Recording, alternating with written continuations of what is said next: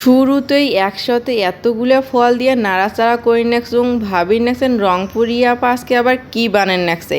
রংপুরি আপা আজকে তোমাকে একটা নতুন ডেজার্ট বানে দেখাইবে। তা ভিডিও যাওয়ার আগত একটা কথা কং, মোর বাপের বাড়ি থেকে অনেক কয়জন আসছে মোর শ্বশুর বাড়ি বারবার, আর ওমাগুলো বারবার মোর মনটা কয় কি বানে খাওয়াং আর কি বানে না খাওয়াং, মানে কলিজাটা দিলেও মনে হয় শান্তি না গেছে না।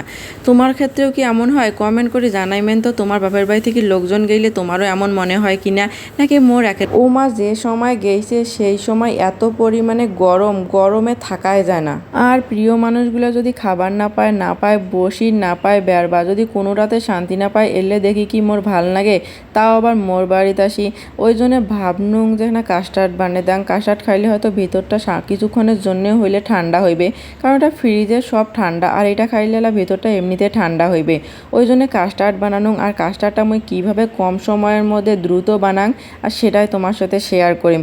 ওই জন্য আমার ভিডিওটা প্রথম থেকে দেখো, তোমাও কম উপকরণে কম সময়ে খুব তাড়াতাড়ি বাড়িতে বানিয়ে পাইবেন। সাবুদানা তো সবাই চেনেন, সেই সাবুদানাগুলো মুই প্রথমে গরম পানি দিয়ে ভালো করে সেদ্ধ করে নিম, মানে যতক্ষণ সেদ্ধ হয় নাই ততক্ষণ মুই এটা সেদ্ধ করিম। সেদ্ধ হওয়ার পরে মুই এটা জালির মধ্যে ঢালি নিম, মানে পানিগুলো মুই ফেলে নিম। তারপর দুধটা জাল করে নিম, এতে কোনো সামান্য পরিমাণে চিনি দিম, যাই যেমন মিষ্টি খান ঠিক সেরকম পরিমাণে চিনি দিবেন, সবার স্বাদ মতন চিনি দিবেন, যাই যেরকম মিষ্টি খান সেরকম। আর এই যে দেখি নেছেন কৌটাটা, এটাই হল কাস্টার্ড কৌটা।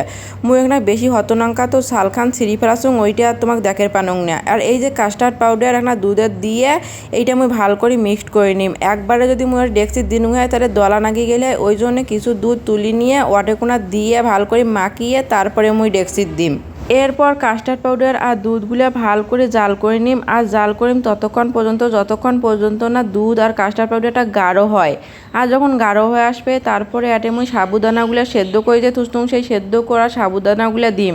সেদ্ধ করা সাবুদানাগুলো দিয়ে আরও কিছুক্ষণ জাল করিম, কারণ সাবুদানাগুলো একটা নাগে গেছে, যতক্ষণ পর্যন্ত না ছাড়ি যায় না ততক্ষণ পর্যন্ত জাল করিম। জাল করা হইলে নামে নিয়ে 30 মিনিটের মতো নর্মাল ডিপ ফ্রিজত রাখিয়া ঠান্ডা করে নিম। এর মধ্যত মুই আম, কলা আর আপেল কাটি নিছুং, মানে বাড়ির 3টে ফলে আসলো, আম আসলো, আপেল আসলো, কলা আসলো, আর এই 3টে ফলে কাটি নিছুং। আর এরপর 30 মিনিট পরে যখন ঠান্ডা হয়ে গেছে সাবুদানা আর দুধ কাস্টার্ড পাউডারগুলা, সেই পাউডারগুলোর মিক্সটা মুই বের করছুং ফ্রিজ থাকি। তারপরে একে একে সবগুলা ফল এটেগুনা দিয়ে মুই মিক্সড করে নিম। মিক্সড করে নিয়ে তারপরে মুই পরিবেশন করিম। তোমার চাইলে এটা অনেকগুলা ফলও ইউজ করি পান। আমার বাড়িতে এই 3টে ফলে আসলো, মুই এই 3টে ফল দিয়ে বানাছুং। এটা কোনো কাউ সাবুদানা দেয় কাউ দেয় না, মুই 7 12 জনে সাবুদানা দিছুং। তোমার চাইলে দিবারও পান, তোমার না চাইলে দিবারও না পান, মানে সবার ইচ্ছা মতো। তা শোনো কং, গ্রামের মানুষজনে যে আমার সব কিছুতে পিছিয়ে থাকি এমনটা না। গ্রামও থাকি জন্য যে আমার এই যে শহরের খাবার ফাস্ট ফুড আইটেম আমার জানি না এমনটা কিছু নয়। আমার গ্রামত থাকি জন্য যে এলে জানবো না তাও কিন্তু নয়, আমার সবে জানি। গ্রামের মানুষও এলা কোনো অংশে পিছিয়ে নয়। শহরের যে খাবারগুলা এলা আমার সেলে খাবারও জানি, বাড়ির তৈরিও করে জানি। তাই গ্রামের মানুষও কোনো অংশে পিছিয়ে থুইবেন না, কোনো অংশে অবহেলা করবেন না, আর কোনো অংশে মনে করবেন না যে কোনো দিক দিয়ে ওমা কম। পরিবেশনের পর দেখো কি সুন্দর দেখাইছে। তা যাই হোক, মেলা বকর করুন। তা ভিডিওটা তোমাগুলো কেমন লাগিল একটা কমেন্ট করে জানাইমেন। আজ যায় কাস্টার্ড খান নাই তাই বানে খাইমেন।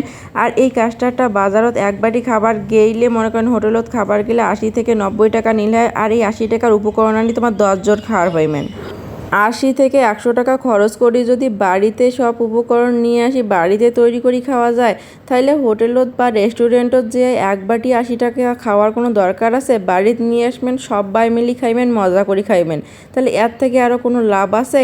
তাহলে আজকে ভিডিওটা এই পর্যন্ত। সবাই ভালো